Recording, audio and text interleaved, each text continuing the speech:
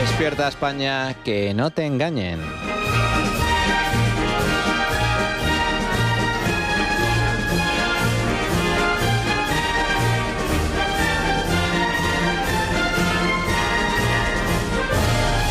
El hundimiento de Pedro Sánchez.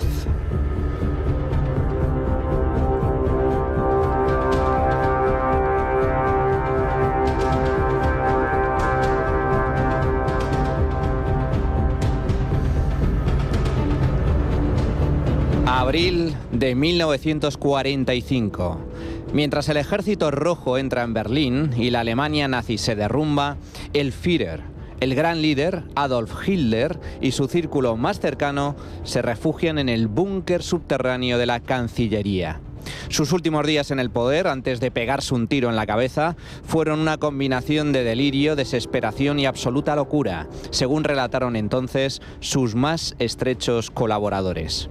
Hitler se negaba a asumir la derrota y se pasaba horas en su despacho dando órdenes a generales y ejércitos que ya no existían, entre una creciente oleada de deserciones y puñaladas por la espalda, como las de Himmler o Göring, otrora hombres de su máxima confianza.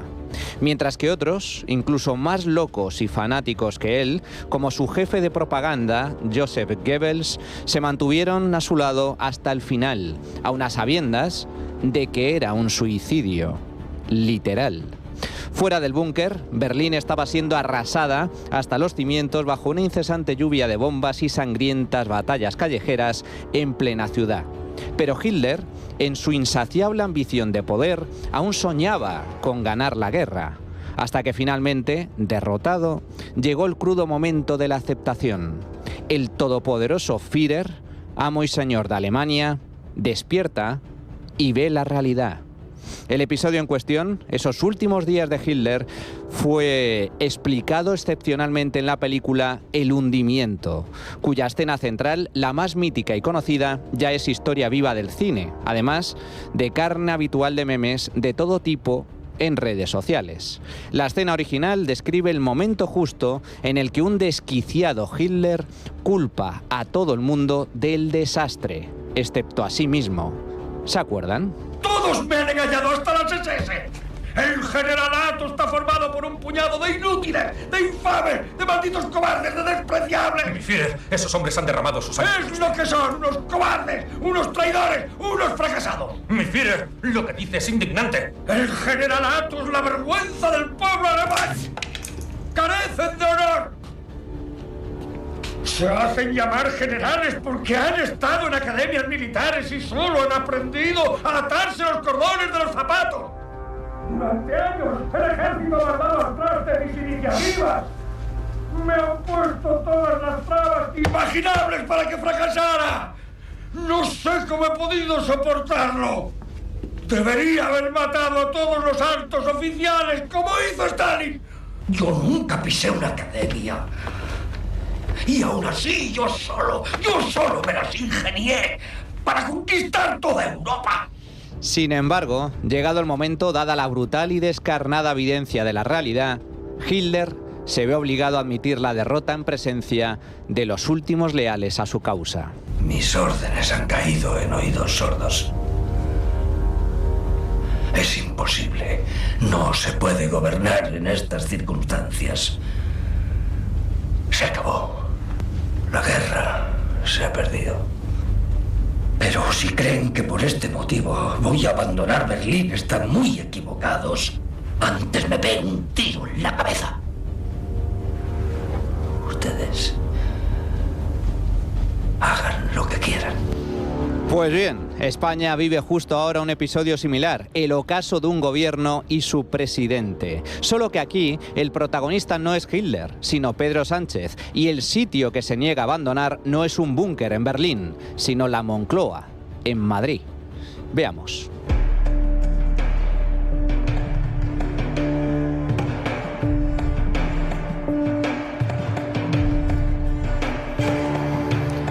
Sánchez, como Hitler, también está rodeado, solo que no es el ejército ruso, sino la corrupción. Los escándalos se suceden día sí y día también a gran velocidad, todo el tiempo, en todos los sitios y todo a la vez, por tierra, mar y aire, cual bomba de racimo.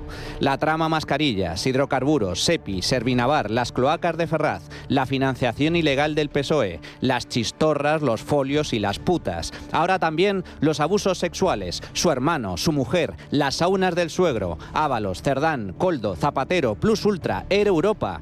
En fin, suma y sigue. El basurero del PSOE es de tal magnitud y su olor es tan nauseabundo que hasta cuesta seguir el endemoniado ritmo al que crece la montaña de porquería, cuya altura empieza a desbordar ya la vasija de lo tolerable, incluso hasta para el votante socialista. Sin embargo, esto, que resulta evidente para todos, sigue sin existir a ojos del presidente.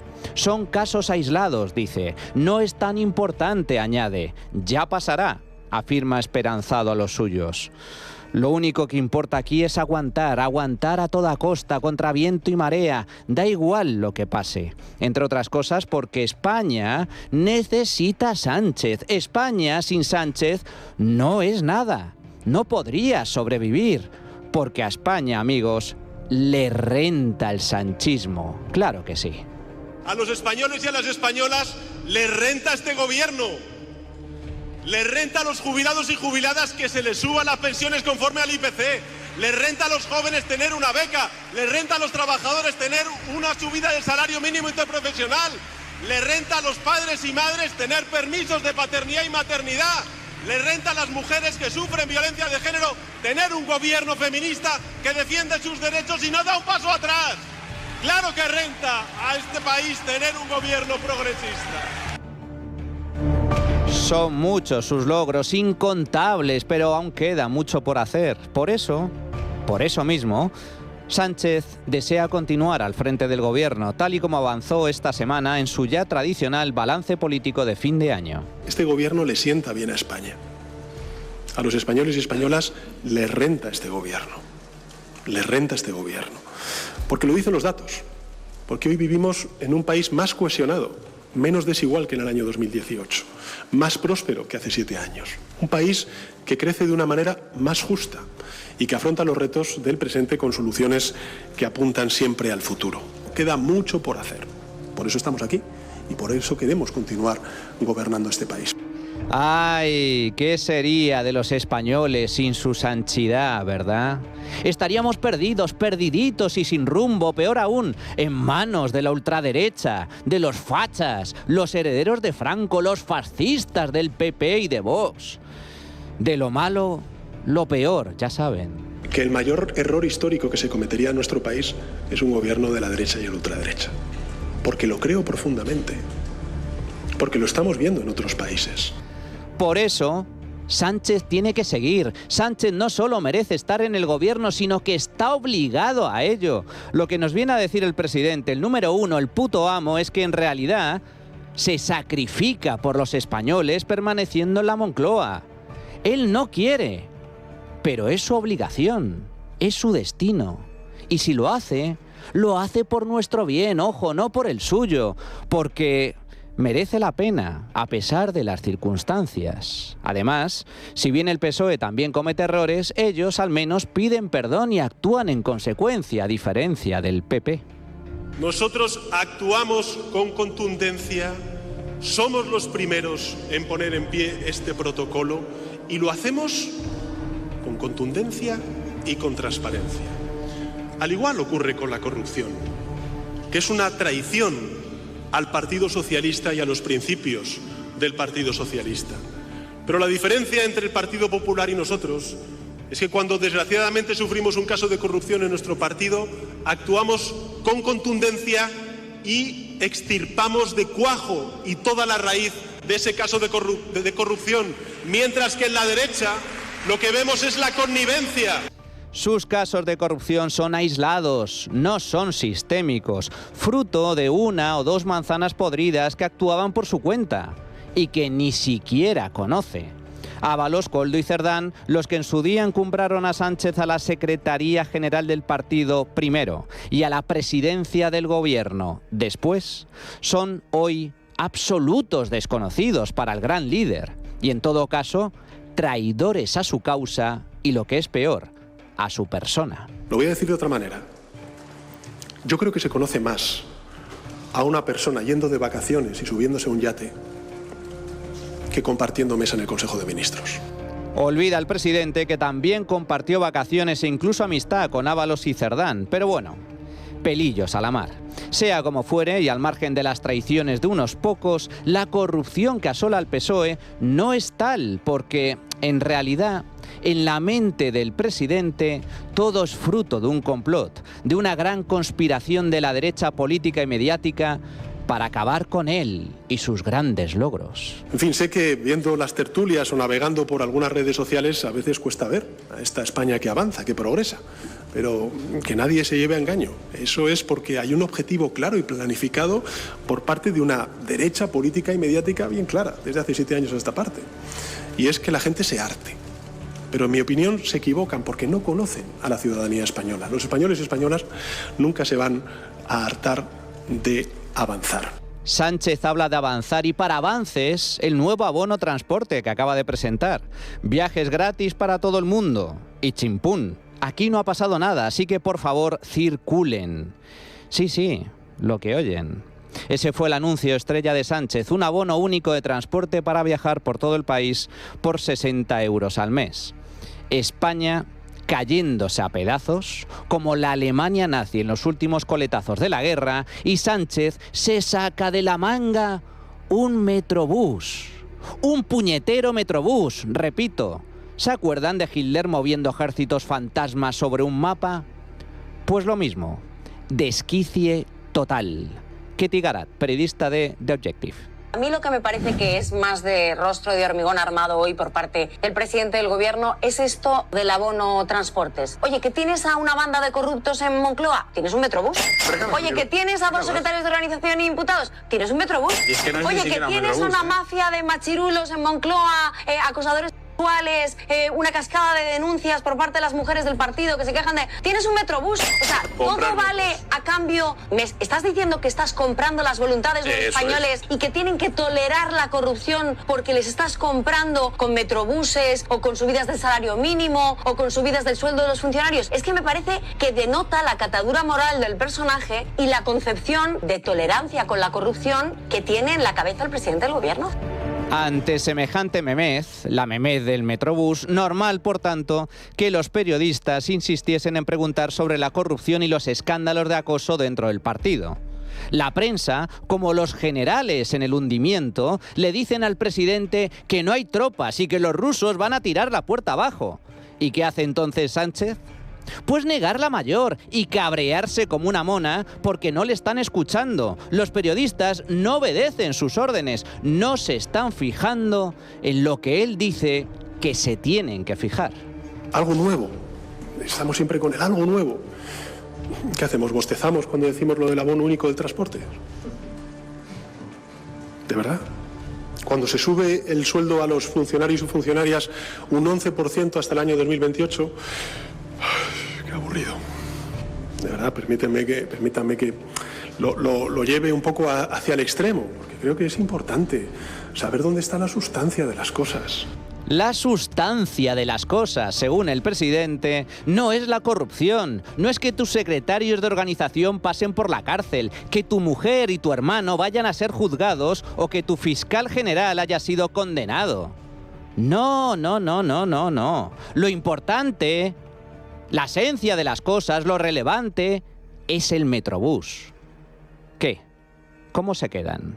Sánchez vive en un mundo paralelo, ajeno a la realidad. Dicen los expertos que las etapas del duelo son 5. Negación, ira, negociación, depresión y aceptación. Sánchez, ahora mismo, está entrando de lleno en la penúltima, la depresión, en combinación con las 3 primeras, negación, ira y negociación.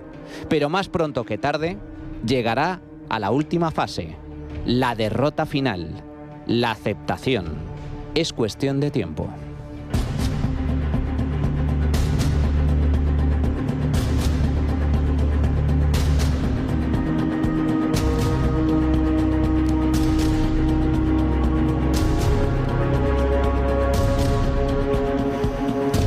Sánchez está derrotado, solo que aún no lo sabe. Es como la metáfora del emperador que va desnudo, pero nadie se atreve a decírselo por miedo a las consecuencias. Y sí, es cierto. Es cierto que no es la primera vez que lo dan por muerto y renace de sus cenizas, y también es cierto que va a aguantar hasta el final, pase lo que pase. Sánchez se quedará en Moncloa como Hitler se quedó en el búnker. Igual, morirá con las botas puestas y hará lo posible e imposible por aguantar hasta el final, agarrándose al poder con uñas y dientes. Y si para hacerlo tenemos, pues que aguantar campañas de acoso personal, mentiras, en definitiva fango, lo haremos, lo haré, porque la razón que buscamos no solo está en el presente de nuestros conciudadanos, también está en el pasado y en el futuro de nuestro país. Por eso nos sentimos cargados de determinación, de convicción y también de energía, y por eso vamos a dar lo mejor de nosotros y nosotras mismos en esta segunda parte de la legislatura. Es evidente, y saldrá en los medios de comunicación, seguro en las preguntas, que el contexto no es fácil, ciertamente no lo es. ¿Y cómo aguantará? Pues como sea. Independencia de Cataluña, Estado federal, un nuevo Frente Popular, referéndum sobre la monarquía, reforma de la Constitución, manipulación del censo, pucherazo electoral. ¿Quién sabe?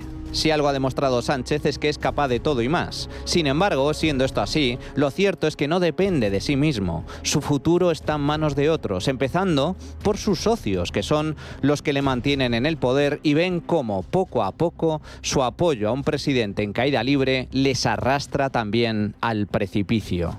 Por el momento, Junts ya ha bloqueado la legislatura y otros socios, como Sumar, Esquerra o el PNV, empiezan a estar muy nerviosos ante el desplome que reflejan las encuestas.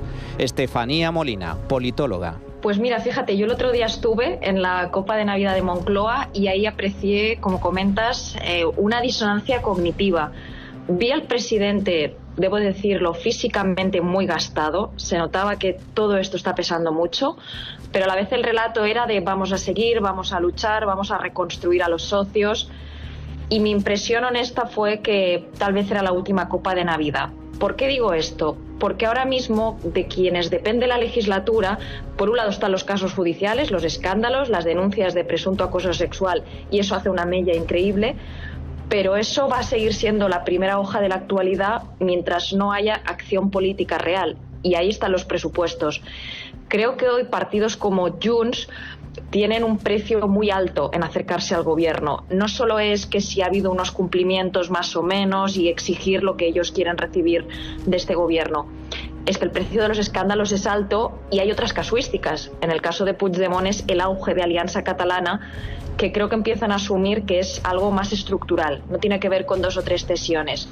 Claro, un gobierno sacudido por el escándalo de forma continua, por el goteo, de forma continua, si no puede ofrecer nada a sus electores, a mí me dio la impresión de que a lo mejor podemos ir a elecciones en el año 26. Pero sobre todo, y esta es la clave, porque en el PSOE ya hablan de fin de ciclo. Así pues, no solo los socios alejan de Sánchez, sino que los propios socialistas, los suyos, comienzan a ver al presidente como una pesada carga para el partido y, por tanto, para sus propios intereses. Cuando ostentas el poder y al partido le va bien, nadie se queja, todo el mundo está feliz y contento viviendo de la teta pública, con miles de cargos a repartir, pero cuando las cosas van mal, amigos, cuando el partido pierde el poder y se desangran votos, te salen enanos hasta debajo de las piedras. Y es ahí cuando el liderazgo se tambalea. La prueba más evidente de que esto es así es el drástico cambio de rumbo que ya está protagonizando la prensa del régimen. Voceros, lamebotas y aplaudidores de izquierdas también ven a Sánchez como un presidente amortizado. Un presidente acorralado y asediado por los escándalos de corrupción. Berna González, en la cadena SER. Me molesta especialmente que Pedro Sánchez vuelva a recurrir al fango, a que les arrojan fango y a todo el fango que tienen que aguantar, cuando el fango que estamos contemplando ahora viene desde dentro.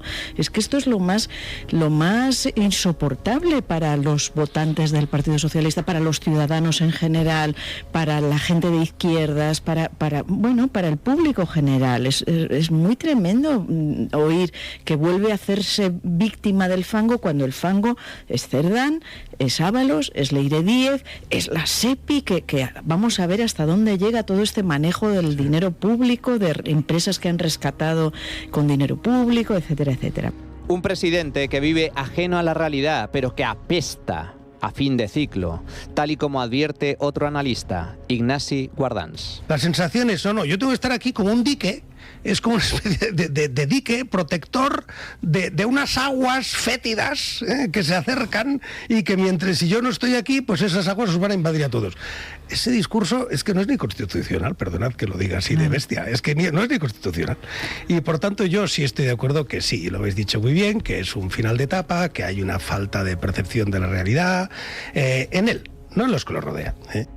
Y un presidente que si nada lo remedia se verá abocado a nuevas elecciones generales en el primer semestre de 2026. El semestre de la verdad, según el periodista Enric Juliana. Por lo tanto, creo que asistimos al semestre de la verdad. Y en el interior de este semestre de la verdad, yo creo que surgirá el momento en que España puede ir a elecciones. La realidad, amigos, es muy tozuda. Y quieras o no, acaba imponiéndose. Tal y como afirmaba la filósofa libertaria y objetivista Ayn Rand, puedes ignorar la realidad, pero no puedes ignorar las consecuencias de ignorar la realidad. El presidente caerá. España presencia ahora mismo el hundimiento de Pedro Sánchez.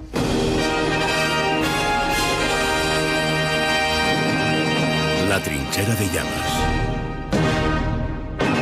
Es radio.